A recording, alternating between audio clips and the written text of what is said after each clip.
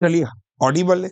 So guys, hello everyone, नमस्कार। एक बार फिर से आप सभी लोगों का स्वागत है। और जैसा कि आप लोग जानते हैं कि आरआरबी पीओ प्री की हम लोग तैयारी कर रहे हैं, और सबसे बड़ा सवाल ये होता है कि आरआरबी पीओ प्री में अर्थमेटिक किस लेवल का पूछा जाता है, उसको लेके ना काफी कंफ्यूजन है।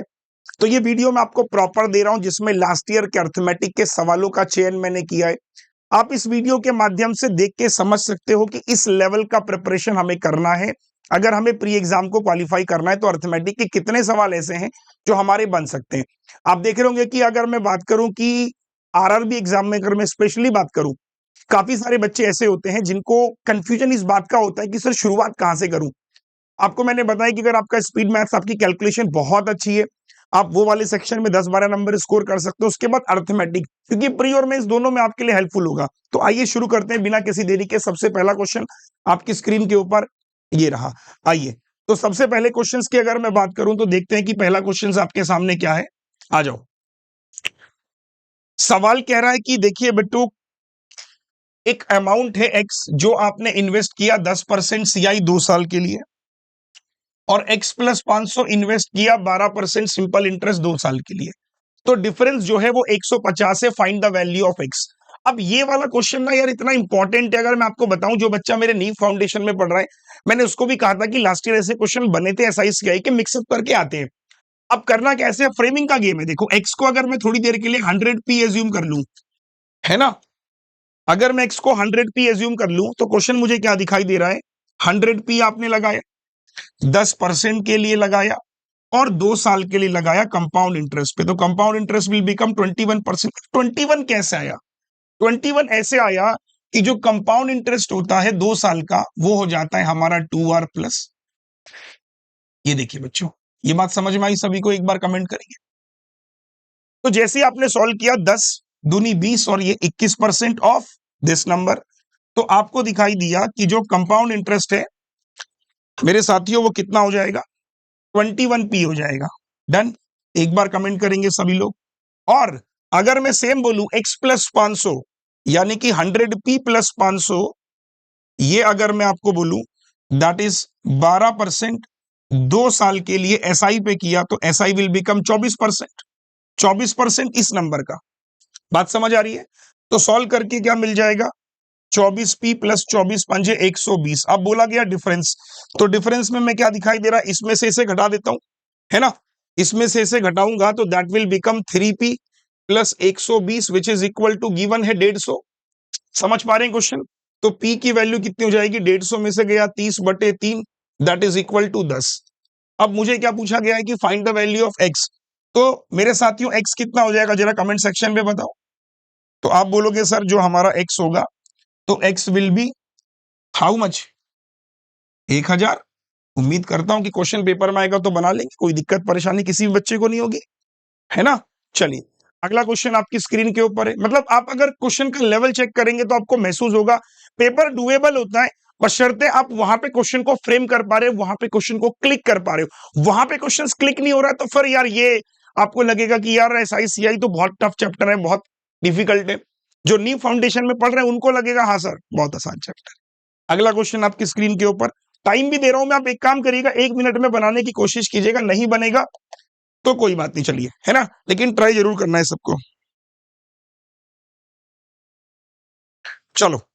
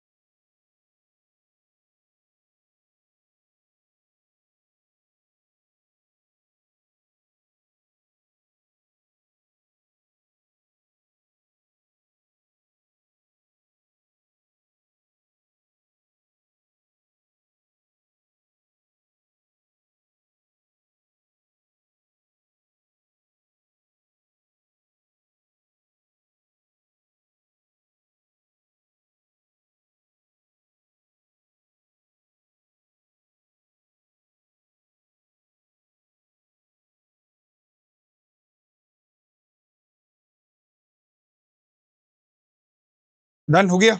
अब देखिए बच्चों, मेन पता है क्या होता है ना, जब तक आप क्वेश्चन को रीड आउट नहीं करेंगे ना तो क्वेश्चन कभी क्लियर ही नहीं होगा। अब क्वेश्चन को आपने पढ़ा, बोल रहा है कि 3 पार्टनर हैं एबीसी, जिनके पास बच्चों क्या है, हैव इतना इतना इतना respectively for a business. A और बी ने इन्वेस्ट किया अपना अमाउंट इनिशियली और C invest his share after 6 month, after 1 year the profit share of C इतना है, तो फाइंड द प्रॉफिट। कितने सेकंड का क्वेश्चन था ये? मेरे हिसाब से ये क्वेश्चन हार्डली 40 सेकंड्स में आपका कंप्लीट हो जाएगा, अगर आपको फाउंडेशंस क्लियर है तो। फाउंडेशन नहीं क्लियर तो शायद नहीं होगा। देखिए अगर मैं आपसे बात करूं कि ए, बच्चों बात करूं बी और मैं बात करूं सी, तो मैं इनके जीरो काट देता हूं। तो बच्चों मुझे क्या दिखाई दे रहा है कि ये 13 रुपए लगा रहा है, ये 18 रुपए लगा रहा है बच्चों, और ये 14 रुपए लगा रहा है बच्चों। तो ए और बी ने इन्वेस्टमेंट किया, देखिए ये आया 6 महीने बाद, तो 6 महीने ये पूरे 12 महीने, ये पूरे 12 महीने। अब इसको रेशियो में तब्दील करो, 6 दूनी 12, 6 दूनी 12, 6 एकम 6, 13 दूनी 26, 18 दूनी 36, 14 एकम 14 है ना बच्चों। इधर से अगर मैं ये कहूं कि सर ये हमारा प्रॉफिट का रेशियो आ गया, भाई ये हमारी इन्वेस्टमेंट का रेशियो था, ये हमारे टाइम का रेशियो था, और ये हमारे प्रॉफिट का रेशियो आ गया। कायदे में जो प्रॉफिट का रेशियो है उसमें उसने क्या कहा कि सी का प्रॉफिट इतना है, तो 14 रेशियो की जो वैल्यू है बच्चों, दैट इज इक्वल टू 1400।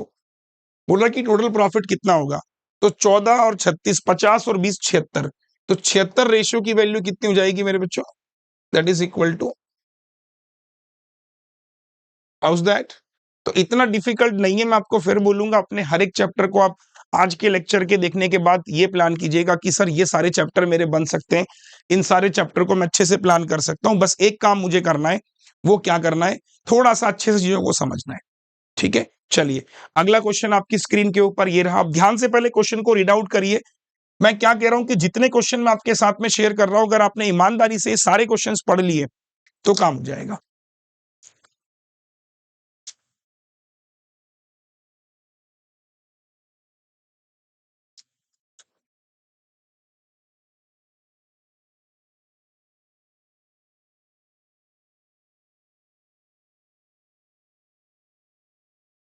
आ जाओ आ जाओ, शाबाश।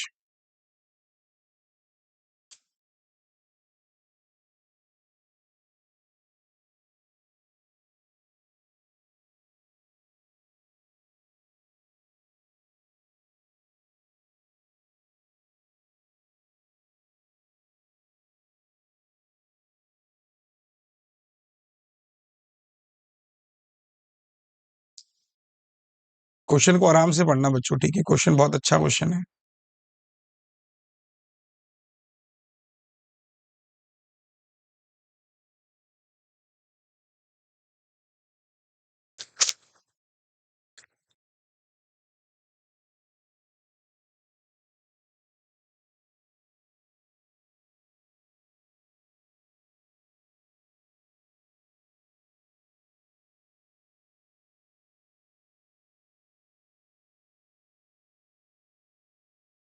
हो गया, सभी का आंसर हो गया। चलिए आइए देखिए क्वेश्चन को ना बहुत ध्यान से। अब ये जो क्वेश्चन लिया गया है, बेसिकली ये क्वेश्चन लिया गया है आपके मिक्सचर और रेशियो के ऊपर, रिप्लेसमेंट भी आप इसको कह सकते हो। देखिए क्वेश्चन को पढ़िए। सवाल कह रहा है कि एक वेसल है जिसमें 56 लीटर का मिल्क है और बचा हुआ पानी है, which is 1/5 of the mixture of the vessel. मतलब अगर 56 लीटर हमारे पास मिल्क है और बचा हुआ पानी है, बचा हुआ पानी मतलब जो वाटर है वो बेसिकली 1/5 है ऑफ द मिक्सचर, तो ये 1:4 हो जाएगा। ये देखो, तो आप ये कहोगे कि सर जो वाटर रेशियो मिल्क है दैट इज 1:4। 4 की वैल्यू है 56, 1 की वैल्यू है बच्चों 14। अब क्वेश्चन को आगे पढ़ो। If 15 litre of the mixture are taken out, 15 litre is taken out.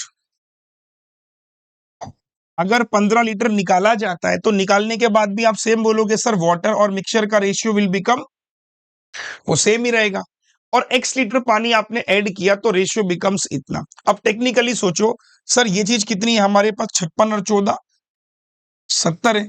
अगर मैं निकाल रहा हूं कितना, 15, तो 70 में से 5 गया, 65 में से 10 गया, 55 हो गया। वाओ, 55 को अगर मैं 4 1 में डिस्ट्रीब्यूट करूंगा तो 4 और 1 5, 5 से काटेंगे 11 और ये हो जाएगा 44। अब यहीं पे क्वेश्चन को पकड़ लो। आपने कहा सर ये वाटर है और ये मिल्क है, तो एग्जैक्टली जो पानी है वो 11 है और ये 44 है, ये देखो, है ना। अब आपने क्या किया, x लीटर पानी मिला दिया, श्रीमान ये पानी मिला दिया, उसके बाद मिल्क और पानी, तो ये चीज हो गई सर 11, ये चीज हो गई 6। अब एक कॉमन सेंस लगाओ सर, ये और ये तो सेम होना चाहिए, क्योंकि मिल्क तो आपने कुछ नहीं किया, तो यहां मल्टीप्लाई अगर मैं 4 से करता हूं, दैट मीन्स कि दिस बिकम 24 और दिस बिकम 44। तो कितना ऐड किया आपने, x की वैल्यू, हाउस दैट। उम्मीद करता हूं कि ऐसे क्वेश्चन आएंगे तो बन जाएंगे, इसमें कोई दिक्कत किसी को नहीं होगी, आसान क्वेश्चन था, ठीक है। आप हर एक चैप्टर के सवाल को देखने की समझने की कोशिश कीजिएगा कि level of difficulty last year कैसा था, और इस तरह के क्वेश्चंस में भी अगर बच्चा अटक रहा है तो समहाउ उसके बेसिक्स बड़े खराब है, या तो बेसिक बड़े खराब है, या फिर वो स्पीड मैथ्स को उतना टाइम दे गया, डीआई को उतना टाइम दे गया कि यहां तक पहुंच नहीं पाया। अच्छा, मैंने एक बात और नोटिस करी कि लास्ट ईयर बच्चों ने अर्थमेटिक ज्यादा बनाया एज कंपेयर टू डीआई, और अब ये वक्त ऐसा आने लगा है कि बच्चे बोल रहे हैं सर वेरिएबल बेस्ड क्वेश्चन आपकी मदद से काफी आसान हो गए और अर्थमेटिक अब ज्यादा आसान लगने लगा है। चलिए आइए स्टार्ट करते हैं, नेक्स्ट क्वेश्चन आपके सामने। चलिए, एज को लेके सवाल है, ध्यान से पढ़िएगा, अच्छा क्वेश्चन है।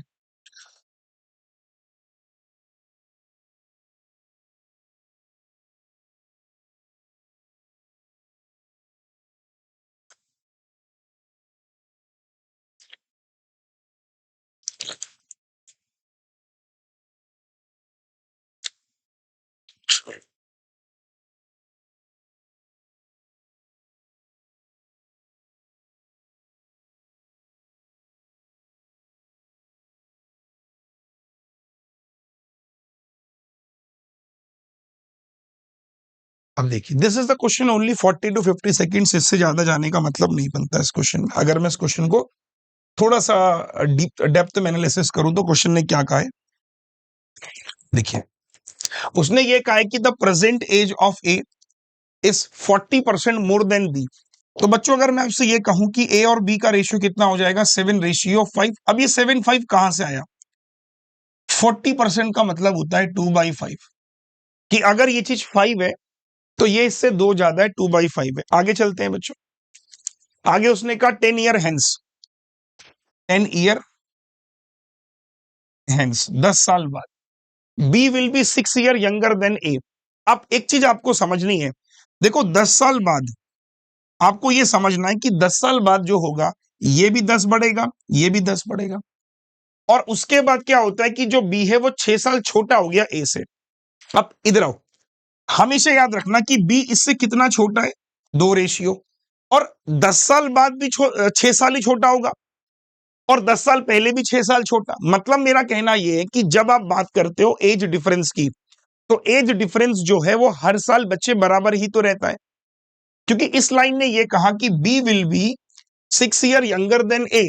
तो अगर ए माइनस बी 6 साल है, तो यही 6 साल का डिफरेंस बेटा पहले भी तो होगा। बात समझ आ रही है, तो हम यहीं पे बोल सकते हैं कि सर जो 2 रेशियो है वो बेसिकली 6 ईयर है, क्योंकि पहले भी 6 साल का अंतर होगा, अभी भी 6 साल का अंतर है। तो आपने कहा सर 1 रेशियो की वैल्यू कितनी दे रखी है बच्चों, 3 ईयर्स दे रखी है।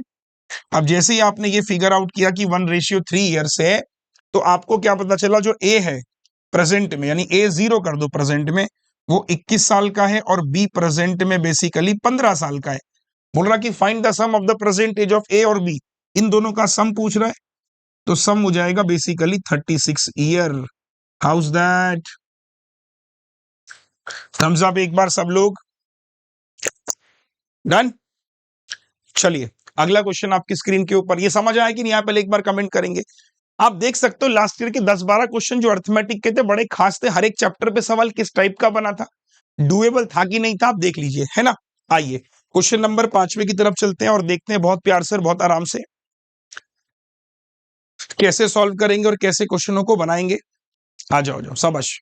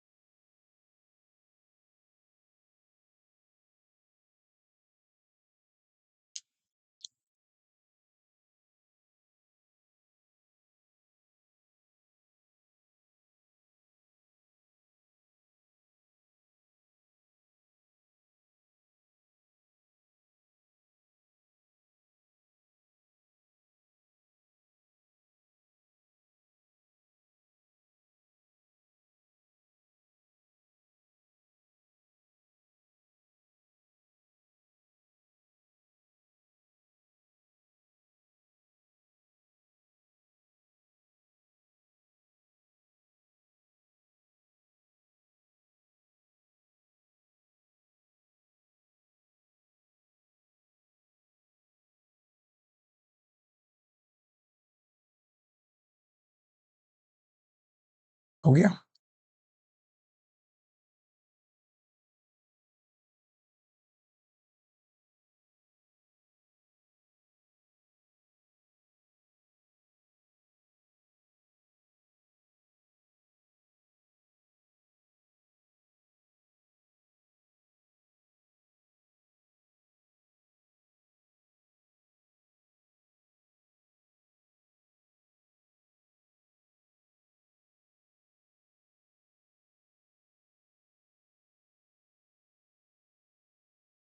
आ जाओ, इतना टाइम।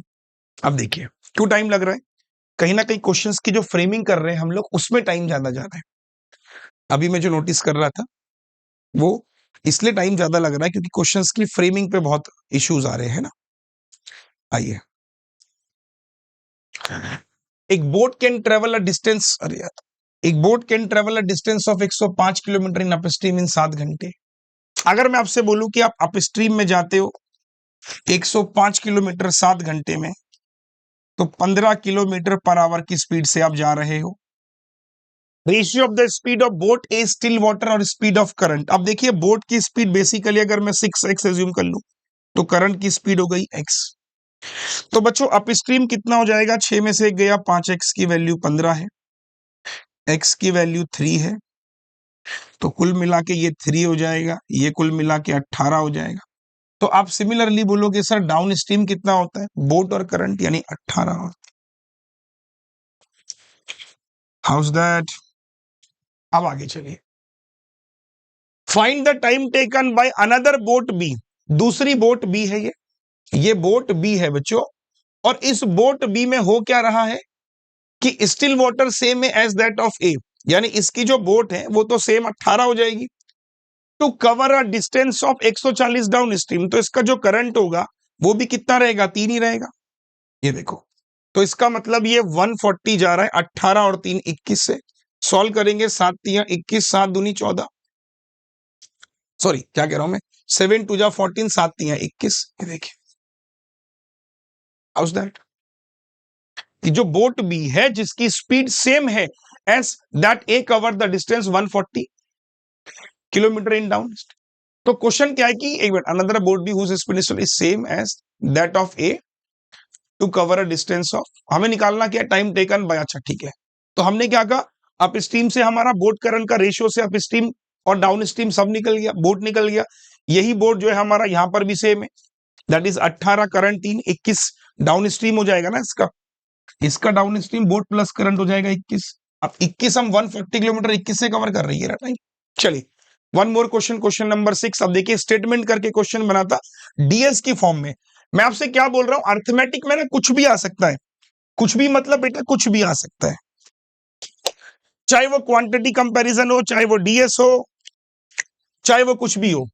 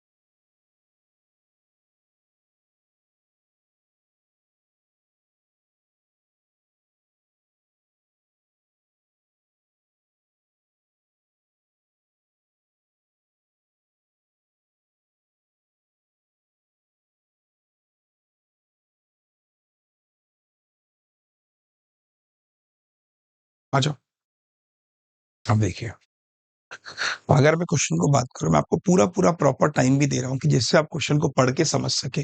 सवाल क्या कह रहा है कि what is the length of the train P, कि ट्रेन पी की लंबाई बच्चों क्या होगी। अब ट्रेन पी की लंबाई क्या होगी इसके लिए उसने दो स्टेटमेंट आपको दिए, उसने कहा पहला स्टेटमेंट देखिए और दूसरा स्टेटमेंट देखिए, पहला और दूसरा स्टेटमेंट में किससे आपका आंसर आ जाएगा, आप वो फिगर आउट कीजिए। ओनली स्टेटमेंट सेकंड सफिशिएंट है, आइदर फर्स्ट और सेकंड सफिशिएंट है, नाइदर फर्स्ट और नॉर, ऐसे करके आपको ऑप्शन छांटने हैं। सबसे पहले आपको ये देखना है कि ये क्वेश्चन किस चैप्टर से लिया गया है। ट्रेन किस में आता है, अर्थमेटिक, यानी कि अर्थमेटिक अगर क्लियर है तो क्वेश्चन भी क्लियर है। अब डीएस हो, क्वांटिटी हो, या एग्जामिनर इसको फिल इन द ब्लैंक्स कुछ भी बना दे भाई, आप ट्रेन क्लियर है तो आइए बैठते हैं ट्रेन में। हमने सर क्या कहा, क्वेश्चन को हमने दो भागों में बांट दिया। हमने कहा सबसे पहले हम देखते हैं स्टेटमेंट अपना 1। स्टेटमेंट 1 हमारा क्या कह रहा है, स्टेटमेंट 1 कह रहा है कि relative speed of train P and train Q is 10 metre per second when both running in the same direction. Same direction का मतलब हो गया S1 minus S2 that is equal to 10 kilometre per hour. Length of train Q is 240 और speed of Q is more than P, और हमें निकालना length of P. अब देखो तो हम कह सकते हैं sir Q minus P L P plus L Q by T. अगर एक ट्रेन दूसरी ट्रेन को क्रॉस कर रही है, देखो relative speed of train P इतना, both train running in same direction, length of train Q इतना गिवन है। तो आपने कहा सर देखो ये चीज आपको 10 गिवन है, आपने कहा ट्रेन पी की लंबाई को पी मान लो, क्यू की लंबाई 240 है, और क्या टाइम गिवन है, कितने सेकंड में पार किया, ऐसा कुछ गिवन है नहीं, गिवन है शायद नहीं गिवन है ना, ऐसा कुछ नहीं गिवन है। तो आपने कहा सर यहां पे कुछ नहीं समझ में आ रहा, तो दो वेरिएबल बन रहे, तो आपने कहा सर एलोन नॉट सफिशिएंट, कि आपने कहा सर ये अकेले आंसर नहीं दे सकता। अगर यहां पे टी होता तो शायद हम इसको सॉल्व करके पी निकाल सकते थे, लेकिन ऐसा नहीं है हमारे पास। गुड। अब हमने क्या कहा कि पहले से तो कुछ नहीं आ रहा, अब हम दूसरे स्टेटमेंट पे चलते हैं बच्चों।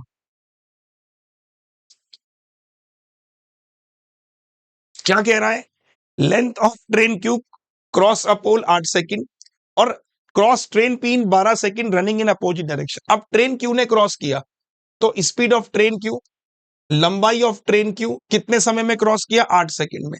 ये देखिए पहली कंडीशन कि अगर ट्रेन क्यू ने पोल को क्रॉस किया तो अपनी लेंथ को क्रॉस करेगा फर्स्ट। फिर बोल रहा है ट्रेन पी को 12 सेकंड में, किसने, क्यू ने, तो S Q running in opposite direction, S Q plus S P, opposite में प्लस हो जाता है, और दोनों को क्रॉस किया L P plus L Q, कितने सेकंड में बच्चों, 12 सेकंड में। डन। तो दिस इज इक्वेशन नंबर 2। अब क्या करेंगे बच्चों, क्या यहां से मेरा आंसर आ रहा है, टेल मी गाइस, मुझे लेंथ ऑफ पी निकालना है, इसमें से अगर मैं एस पी की जगह पे एल क्यू बाई 8 रखूंगा, नहीं मिल रहा है, तो कुल मिला के सर ये भी एलोन नॉट सफिशिएंट। अब क्या आता है कि सर जब अकेले सफिशिएंट नहीं है तो क्या दोनों को मर्ज किया जा सकता है, this is the main question, क्या दोनों को मर्ज किया जा सकता है। अब देखिए मर्ज करने के लिए आपको क्या करना है, बस आपको निकालना है दोनों को मर्ज कर रहे हैं हम, ठीक है। तो मुझे ये बताइए सर पहली इक्वेशन के लिए हमें केवल टी चाहिए, और टी भी कब, जो एक दूसरे को क्रॉस कर रहे हैं सेम में। यार कुछ मिल रहा है क्या, देखो कॉमन सेंस यूज करो। देखो पहले वाले में रिलेटिव है, जब सेम डायरेक्शन में चल रहे, length of Q, speed of Q is more than P, कोई सेंस नहीं बनता वहां से भी, मतलब क्यू माइनस पी आ जाएगा 10, और क्यू प्लस पी तो आपको पता ही नहीं है। और अगर मैं दोनों को मर्ज करता हूं, देखो अगर मैं दोनों को मर्ज करता हूं तो मैं क्या कर सकता हूं, देखो इस वाले की जगह पे एस क्यू निकाल सकता हूं, कैसे, देखो जो मेरा एस क्यू है दैट विल बी, ये हमें गिवन है, कहां गिवन है, फर्स्ट में गिवन है, ये देखो तो 240 बाई 8, ये आ गया 30 मीटर पर सेकंड, और एल क्यू एस क्यू ज्यादा है, एस क्यू ज्यादा है पी से, यहां देखो S Q minus S P basically 10 है, तो एस पी कितना हो जाएगा, ये 30 में से 10 गया 20, वाओ अमेजिंग। अब आपके पास में 30 और 20 आ गए, यहां देखिए बच्चों, यहां तो यहां रखूंगा 30 और 20 50, बहुत प्यारा क्वेश्चन था ये। एलपी एल क्यू की वैल्यू 240, वाओ सर 12 पंजे 60, 600 माइनस 240 आ गया मेरा एलपी। तो कैसे आंसर आया, जब दोनों को मर्ज किया। अब आप बोलोगे सर क्या इतना टाइम एग्जाम में देना चाहिए, मैं फिर बोलूंगा देखिए आप जब क्वेश्चन का चयन करें ना, तो आप ये चीज जरूर डिसाइड करें कि कौन सा क्वेश्चन पहले जल्दी सॉल्व हो सकता है और किस क्वेश्चन में वक्त लग रहा है। वक्त लग रहा है तो इट्स बेटर कि उसको उस समय के लिए स्किप कर दीजिए, कोई दिक्कत की बात नहीं है। बिलीव करिए, यकीन मानिए, उस समय आपको लगेगा कि यार इस क्वेश्चन को बाद में बनाऊंगा, बट पहले आप उन क्वेश्चन को प्रायोरिटी दीजिए जो आपके बहुत जल्दी बन रहे हैं। क्वेश्चन बहुत अच्छा था, लास्ट ईयर छोड़ के आए थे लोग, डेटा सफिशिएंसी करना क्या था, पहले आपको ये चेक करना था, फिर आपको कनेक्ट करना था क्या इसको इसको मर्ज करके आंसर आ सकता है। एल क्यू गिवन है 8, एस क्यू आ गया, एस क्यू मतलब स्पीड ऑफ क्यू, क्यू ज्यादा है तो हमारा पी भी आ गया, दोनों को यहां रख दिया, क्यू मिले, एस एल पी भी आ गया, डन। तो आंसर क्या हो जाएगा बच्चों कि कहां गया, ये रहा, statement first and second together, ये वाला ऑप्शन है, ये वाला। चलिए क्वेश्चन नंबर 7 आपके सामने, ये देखिए, वाओ, लेवल आप देख पा रहे होंगे और आपको सच में लग रहा होगा कि एग्जाम क्रैक किया जा सकता है इस बार। आ जाओ आ जाओ आ जाओ आ जाओ।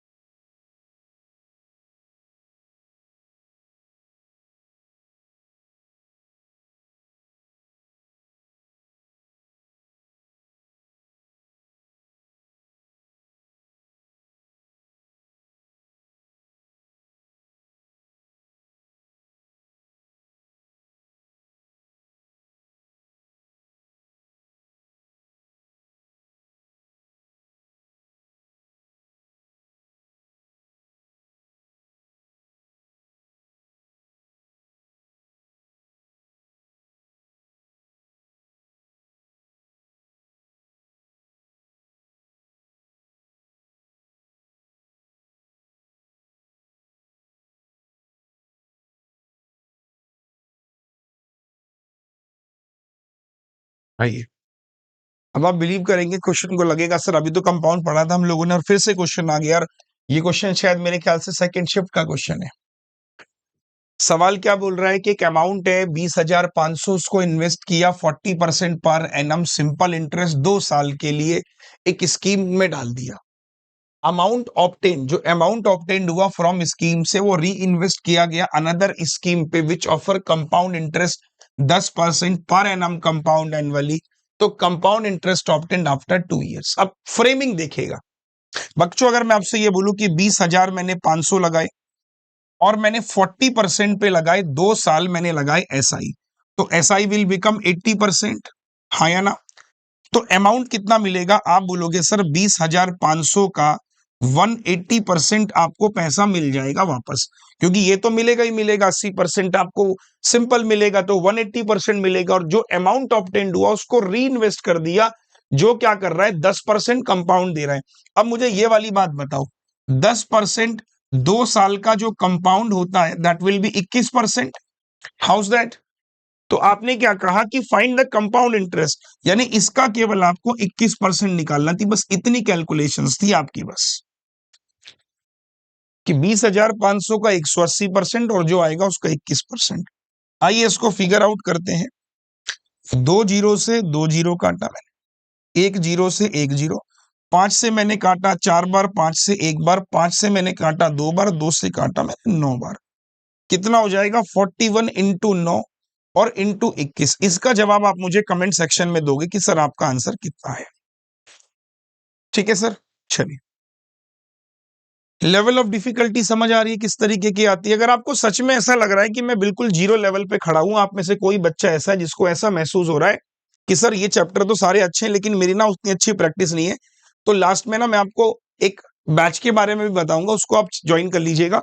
आपका क्वांट काफी इंप्रूवमेंट आपको दिखेगा, जो बच्चे उससे पढ़ रहे हैं वो क्वेश्चन बना भी पा रहे हैं। अब ये क्वेश्चन देखिए ट्रेन का है, आइए।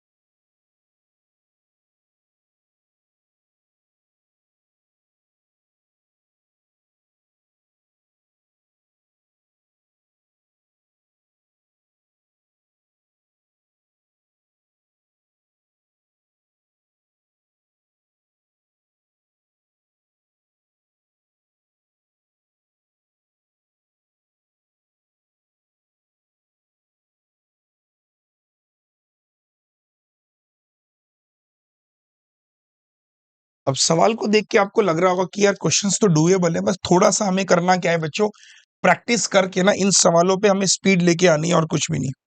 ठीक है, आइए। एक ट्रेन है रनिंग अ स्पीड ऑफ इतना, cross another train B running in opposite direction इतना 9 सेकंड में।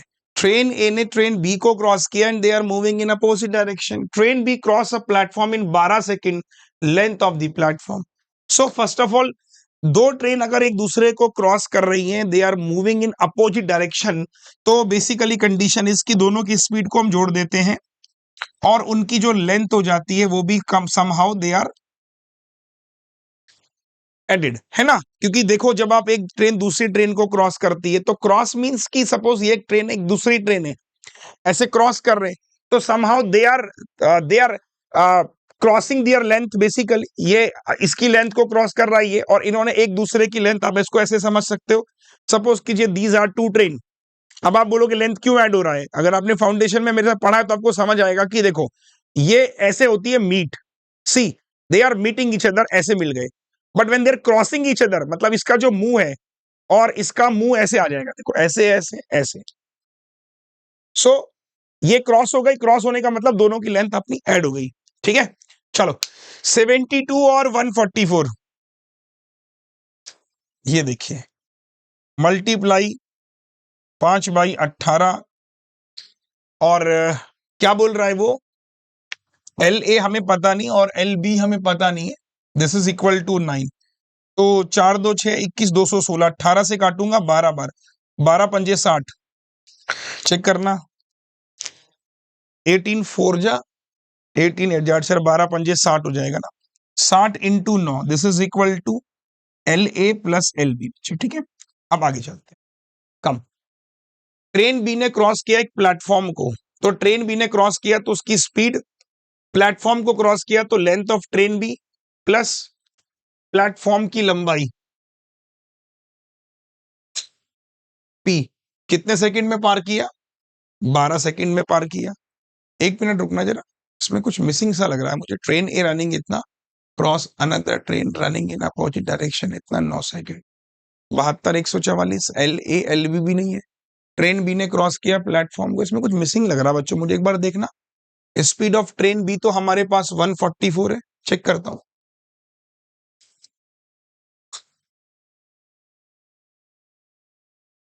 एक मिनट गड़बड़ चल रहा है यार, इसका कुछ मिसिंग है बेटा इसमें, मुझे को एक मिनट एक बार चेक कर लेता हूँ। एल बी मुझे पता नहीं हो तो मुझे पी भी निकालना है, तो 18 8 जा 12 पंजे 60, 6 8 जा 48, ये देखो। अब मुझे क्या है, बेसिकली एल बी निकालना है। एल बी के लिए यहाँ पे एल ए, यहाँ पे basically length of train A given होगा, शायद वो मेरे ख्याल से मिसिंग हो गया होगा, कोई बात नहीं, चलो आप मेंशन कर दो लेंथ ऑफ ट्रेन ए, कि ट्रेन ए की लंबाई गिवन होगी बच्चों यहाँ पे, है ना, तभी तो निकल पाएगा वरना निकल नहीं पाएगा। ये देखो, तो ट्रेन ए की लंबाई अगर मैं कितनी कर लूं, सपोज करो ये आ गया 9 6 54, L A plus L B, तो मैं अगर मान लो इसको 200 रख लेता हूँ, ठीक है, फर्क तो पड़ेगा नहीं, 200 रख लो इसको, तो यहाँ 200 रखे एल बी कितना हो जाएगा, ये देखो। और जैसे ही आपका एल बी आ जाएगा, आप उस एल बी को यहां रख देना और पी की मुझे कमेंट सेक्शन पे आंसर निकाल के दे देना।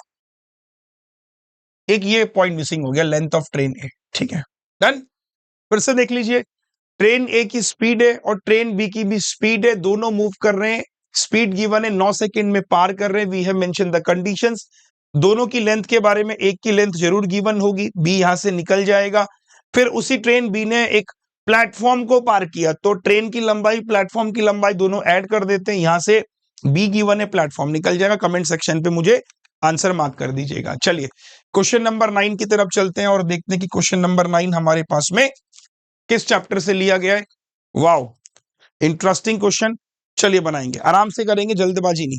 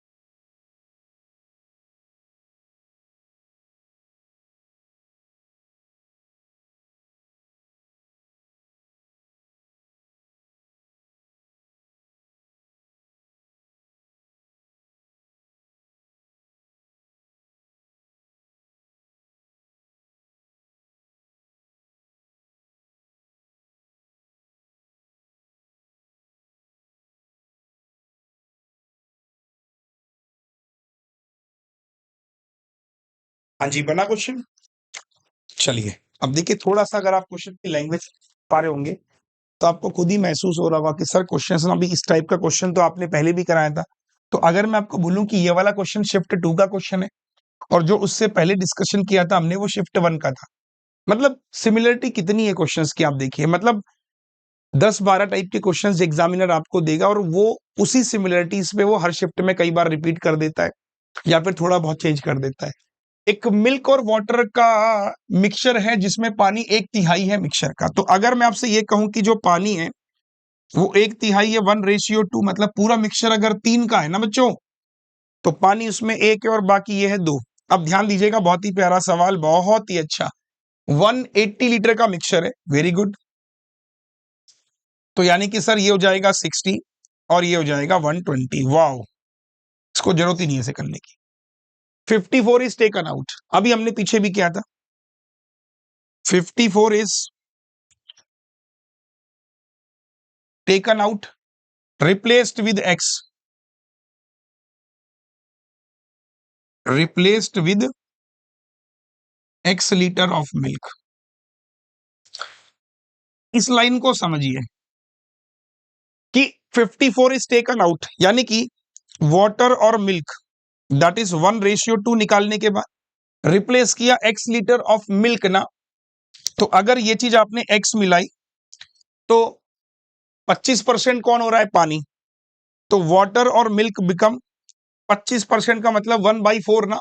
तो ये 1 है तो दैट इज इक्वल टू 3। हाँ या ना बोलो। अब टेक्निकली समझो सर, ये कितना हो जाएगा, 180 में से 54 गया, कितना बचा बेटे, 180 में से 54 चला गया। 54 अगर आप निकाल दोगे तो 18 में से 5 गया 23, मतलब 13, 13 में से 4 गया 126। ये देखिए, वाओ, ठीक है। तो 126 को इस रेशियो में बांट दो, 2 और 1 3 की वैल्यू है, 1 बराबर 3 चौको 12, 3 दूनी 6 और 42 का डबल 84, डन। ये अगर 42 है तो ये भी 42 होना चाहिए क्योंकि सर ये चीज तो सेम है पानी। तो 42 42 सेम, 42 का 3 गुना अगेन 126। तो इसका मतलब एक्स कितना हो गया, ये देखो 126 में से 84। बात समझ आ रही सभी को, हाउस दैट, ये आपकी एक्स की वैल्यू, क्योंकि जो आप निकाल रहे हो ना 54 निकालने के बाद 180 में से 126 वो निकालने के बाद सेम रेशियो में रहेगा। ये 42 ये 84 आपने रिप्लेस मिल्क से किया है तो एक्स मिलाने के बाद 13 कहां से हुआ, ये 25% ना बच्चों। तो 1:3 ये और ये सेम रहेगा, ये 42 तो ये भी 42, एक की वैल्यू 42, 3 की वैल्यू ये, यहां से यहां कितना बढ़ गया 10। तो आप देख पा रहे होंगे कि सर अगर आरआरबी की तैयारी कर रहा हूं तो ऐसे सवालों पे हमें फोकस करना है। मैं तो सोच भी रहा था कि काफी सारे चैप्टर्स हैं आपके अर्थमेटिक के, इवन मैं आपको बताता हूं यूट्यूब पर मैंने कितने चैप्टर्स आपको करा दिए। आप प्लीज मुझे कमेंट कीजिएगा, आप चैप्टर वाइज पढ़ना चाहते हो या फिर इस तरीके से मिक्स पढ़ना चाहते हो, कमेंट सेक्शन पे जरूर अपना व्यू डालिएगा। चलिए अगला क्वेश्चन देखिए, क्वांटिटी कंपैरिजन, हार्डली 1 मिनट में सॉल्व हो जाएगा, हार्डली 1 मिनट में बच्चों, 1 मिनट से ऊपर जाएगा ही नहीं क्वेश्चन।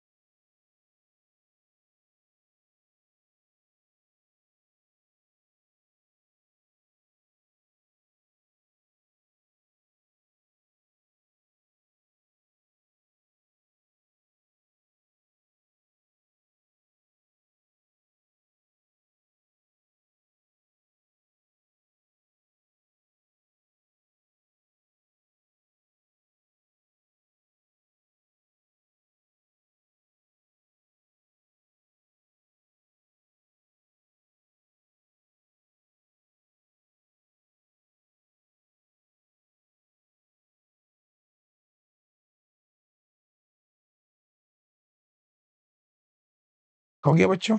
आइए अब देखिए क्वेश्चन को ध्यान से पढ़ेंगे। वैल्यू ऑफ पी आपको बताना है। अब वैल्यू ऑफ पी बेसिकली यहां से दो क्वांटिटी है। द पहली quantity is based on partnership. अगर मैं आपसे ये कहूं कि क्वेश्चंस क्या कह रहा है, अब देखिए ध्यान से पढ़िए। सवाल ने क्या कहा, बहुत ध्यान से, बहुत ध्यान से। एक A started a business with sum of rupees 12,000। तो ए ने स्टार्ट किया बच्चों 12,000 रुपए के साथ। After 4 months B joined with investment this. B ने ज्वाइन किया with this investment, oh sorry 2,000 है, विद दिस इन्वेस्टमेंट, है ना बच्चों। A withdraw all is amount. कब? After 4 months B join. 4 महीने बाद इसने विड्रॉ कर लिया और ये 4 महीने बाद आया तो इसने 8 महीनों के लिए अपना पैसा लगाया। Ratio of profit of A और B was 3:8, that is equal to 3:8। Simple था यार। तो 8 से 8 काटते, 3 से काटते में 4, 4 चौको 16,000 which is equal to P plus 2,000। इतना बेसिक सवाल था। तो पी की वैल्यू आ गई सर 14,000। अब जैसे ही पी 14,000 आया, ये 16,000, इसकी वैल्यू 14,000। अब क्वेश्चन ने ये कहा कि कंपैरिजन करना है वैल्यूज का। ये वैल्यूज और ये वैल्यूज में क्या रिलेशन आ रहा है कि क्वांटिटी 1 छोटी है क्वांटिटी 2 से। ये मेरा आंसर हो जाएगा बस। ठीक, चलिए क्वेश्चन नंबर 11वां देखते हैं। टाइम एंड वर्क में कैसा क्वेश्चन बना था। हर एक चैप्टर के सवाल है लास्ट ईयर के, आप देख सकते हो, आपको एक अच्छा आइडिया हो जाएगा कि किस तरीके के सवाल एग्जाम में बन रहे हैं। ए किसी काम को 15 दिन में करता है, बी 25% ज्यादा है ए से, ए ने 4 दिन काम किया और फिर लेफ्ट कर दिया। सी ज्वाइन करता है और वो रिमेनिंग काम 8 दिन में करता है। इन हाउ मेनी डेज ए और सी कंप्लीट द होल वर्क। चलिए बच्चों सब आज बनाएंगे, उड़ाएंगे।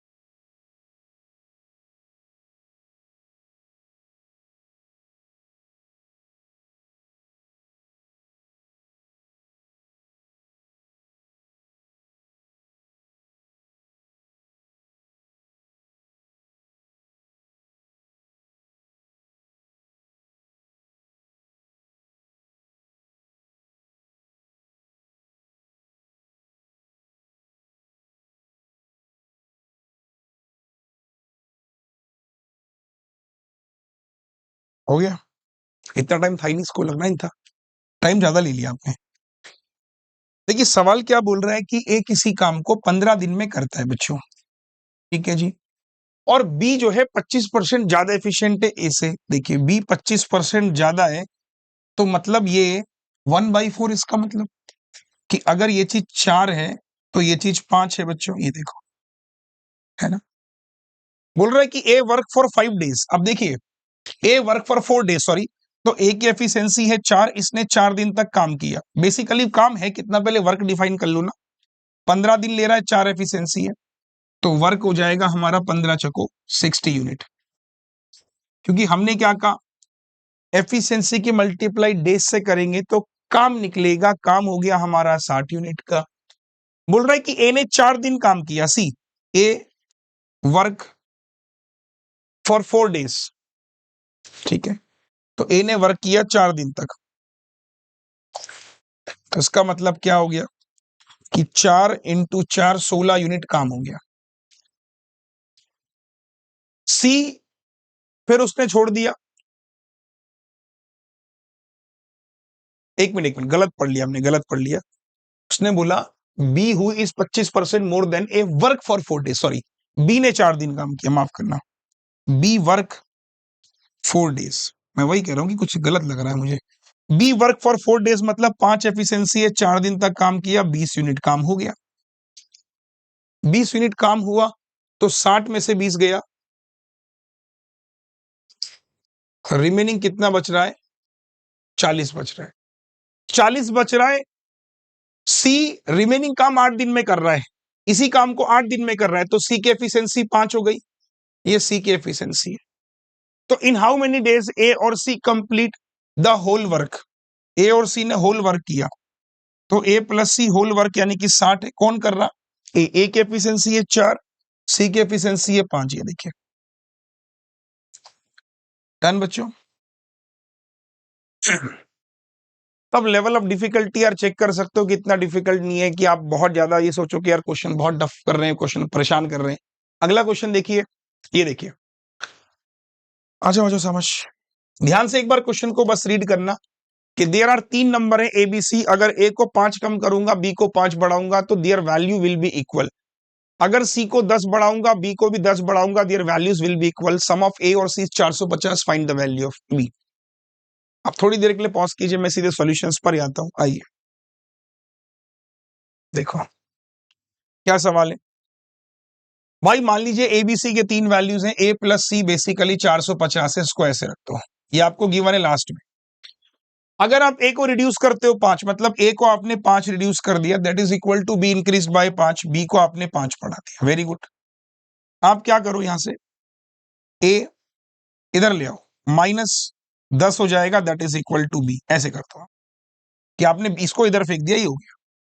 फिर आपने क्या कहा कि सी इंक्रीज बाय 10, सी को आपने 10 बढ़ा दिया, तो बी इंक्रीज बाय 10, बी को भी 10 बढ़ाएंगे, दैट मींस कि they are equal. If C increase by 10 and B increase by 10, their values will be equal. Same approach है, इसका मतलब बी और सी हमारे बराबर है, बी की जगह पे आप सी रख दो। तो आप यहां भी तो ये भी तो कर सकते हो सर, a -10, बी की जगह पे हमने सी रख दिया। तो अगेन हमने क्या कहा, a माइनस सी की वैल्यू हो गई 10 और a प्लस सी हमारे पास 450। देखो ना, सी में 10 जोड़ा, बी में 10 जोड़ा, इक्वल हो गए, तो बी और सी इक्वल हो गए। बी की जगह पे यहां पे मैंने सी रख दिया, इसको इधर पटका, इसको इधर पटका, तो मुझे क्या दिखाई दिया, a plus C is equal to 450। काट देंगे, 2a इज इक्वल टू 460। ए की वैल्यू कितनी आ रही है बच्चों, 230। और आप जैसी ए की वैल्यू 230 बोलोगे तो सी की वैल्यू कितनी हो जाएगी बच्चों, 220। Find the value of B, B again equal to 220। आया समझ में क्वेश्चन? ऑप्शन में है, बिल्कुल है। तो लेवल ऑफ डिफिकल्टी आपने खुद चेक कर लिया कि पेपर का लेवल ऑफ डिफिकल्टी कैसा आ रहा है, किस तरीके से सवाल पूछे जा रहे हैं। अगला क्वेश्चन है क्वेश्चन नंबर 13, आराम से देखेंगे, एक्सपेंडिचर और इनकम के ऊपर है। सेविंग ऑफ ए और बी और एक्सपेंडिचर है। अगर से 60% सेव करता है तो रेशियो ऑफ दियर इनकम।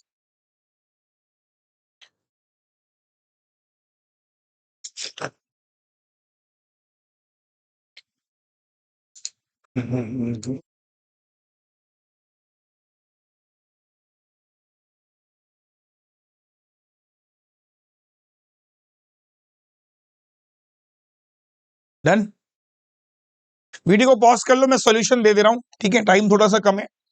तो सेविंग ऑफ ए और बी गिवन है और खर्चा गिवन है। ए 60% सेव कर रहा है अपनी इनकम का। इधर आओ, ये तो आपको पता होगा कि जो इनकम होती है उसी में से आपकी खर्चे और प्लस बेटे सेविंग निकलती है। ये अगर आपको नहीं पता तो एक बार आप इसको नोट कर लीजिए।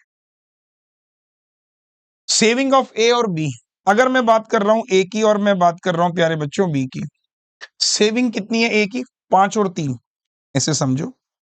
ये सेविंग, ये एक्सपेंडिचर और बच्चों ये इनकम। देखो थोड़ा लॉजिकली समझते हैं ना, ए जो है 60% सेव कर रहा है, ये चीज जो है ना ये 60% है, मगर ये 5x है तो ये 60% 6/10 ऐसे एक है ना। तो 20 से काटा 3, 20 से काटा 5, तो ए की वैल्यू 25/3 आ रही ना। तो इनकम बेसिकली आप 3 का मल्टीपल रखो, आप इनकम को 30x कर लो ऐसे। तो सेविंग कितनी हो जाएगी बच्चों, 60%, 6 तियां 18, 18 नहीं 30 नहीं 25 तियां, कुछ ऐसा मल्टीपल रखो जो 5 से कट जाए। 5 और 6 मतलब 5x जो है बेसिकली वो 60% है, तो 5 पंजे 25/3, तो मैंने कहा 25 का मल्टीपल रखो, सॉरी, तो 25 का नहीं 50x कर लो। चलो ये देखो, तो 60% यानी कि ये 30x हो जाएगा। और ये 20x हो जाएगा। एक बार हाँ या ना में जवाब दो बस। मेन क्या था, ये वाला समझना था कि जो ये 60% बता रहा हूं ना मैं आपको, ये वाला कि ए सेव 60% ऑफ द इनकम, और ये 5 भी होना चाहिए क्योंकि सेविंग ए और बी की 5 60, तो 5x बेसिकली 60, तो समथिंग 5 5 25, तो मैंने कहा 50 मान लो, 60% ये। अब इसके हिसाब से ना अपने आप आपका बी निकल जाए। कैसे? ये वाली जो वैल्यू है वो 5 की वैल्यू है, ये देखो, ये देखो। अब 5 बराबर 30, तो 1 बराबर 6 तियां, ये 18x हो गया। Very good. सिमिलरली खर्चे का रेशियो 1:2 है। खर्चा मतलब ये 1 है, तो 2 कितना हो जाएगा 40x, तो 40 और 48 58x। ये देखिए, हाउ इज दैट? तो ratio of their income, ratio of their income last में देखो। उम्मीद करता हूं कि क्वेश्चन बहुत अच्छे से समझ में आया होगा। तो 2 से काटा 25 बार, 2 से काटा,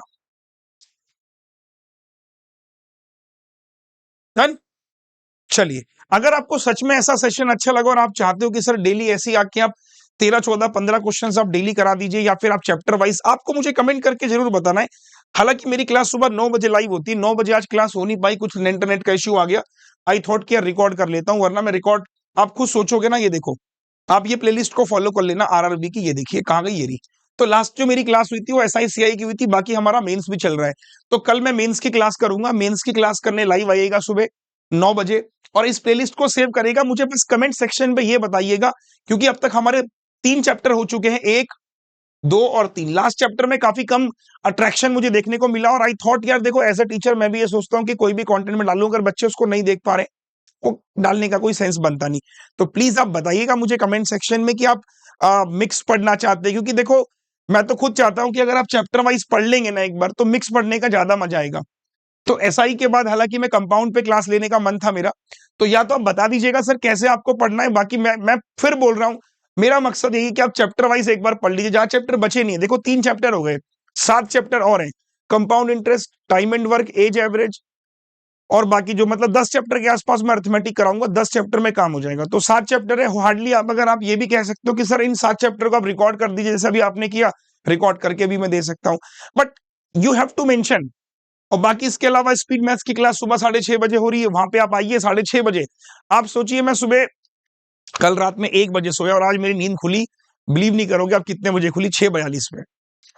और 6:42 पे मेरी नींद खुली। अब मैं कहा यार क्या हो गया, 5:30 पहले उठा मैं, उठने के बाद फिर थोड़ा सा ऐसे ही बैठा और नींद लग गई सोफे में बैठे बैठे। 6:42 पे फिर मेरी नींद खुली, मैंने कहा यार मेरी तो क्लास थी 6:30 बजे। तो 6:30 बजे का भी मेरा टाइम इसलिए मैं रख रहा हूँ, खुद सोचो, मतलब मैं खुद को परेशान करके क्लास क्यों ले रहा हूँ। द रीजन कि यार एक मोमेंटम बन जाएगा, गर्मी आ गई है, आप सुबह जल्दी उठ जाओगे और टाइमली आप उठोगे, और 6:30 बजे अगर आपने स्पीड मैथ्स किया तो आपका पूरे दिन का एक शेड्यूल मिल जाएगा। आप देखोगे पहले रात को क्लास होती थी मेरी 8 बजे, इसको मैं 9 बजे ले आया, क्योंकि सिलेक्शन लेने के लिए सबसे जरूरी है कि आपके पूरे दिन का प्लान आपके पास सुबह अर्ली मॉर्निंग हो। मैं बहुत लोगों को देखता हूँ 10 बजे 11 बजे सो के उठते हैं, फिर वो प्लान करते हैं कि आज करना क्या है। ऐसे पढ़ाई नहीं होती सर। अगर ऐसे होती है पढ़ाई तो वो 2-4 एक्सेप्शन केस है भाई, प्लीज मत फॉलो कीजिए। मान लीजिए कोई मुझसे कहेगा एग्जाम क्रैक करना, मैं कहूंगा क्रैक कर लूंगा। कैसे? मान लीजिए हो सकता है कि मैं क्वेश्चन को एक बारी में समझ पा रहा हूँ, मेरा मेंटल लेवल बहुत अच्छा है, चीजें मुझे एक बार में क्लिक हो रही है, एक बार में समझ आ रही है, वो एक्सेप्शन है भाई, हर किसी के साथ होता नहीं है। बट ऑन एन एवरेज अगर आप एक सिस्टम बना के नहीं पढ़ोगे ना तो फेल हो जाओगे। चलिए, थैंक यू सो मच। उम्मीद करता हूं कि ये आपको अच्छा लगा होगा। एक सवाल घर के लिए दे देता हूं आपको, ये देखिए, ट्राई कीजिएगा। प्रॉफिट लॉस का क्वेश्चन है। प्रॉफिट लॉस अभी हाल ही में मैंने पढ़ाया था, उसी चैप्टर को आप एक बार चेकआउट करना एंड देन इस क्वेश्चन को लगाना, फिर मुझे बताना कि सर आपने जो कंटेंट दिया है वो वाकई में रामबाण कंटेंट है। ठीक है, चलो take care, thank you so much, bye bye, take care. Unacademy. Let's crack it. बात जब सरकारी नौकरी की होती है तो बैंक एग्जाम सबसे पहले दिमाग में आता है, क्योंकि सबसे जल्दी रिजल्ट देता है। एक प्रिपरेशन में आप मल्टीपल बैंक और इंश्योरेंस एग्जाम दे सकते हैं। तो आज ही ज्वाइन करें अनअकैडमी और पढ़ें टीम एवीपी के साथ, जो है इंडिया के top educator. Let's crack bank exam.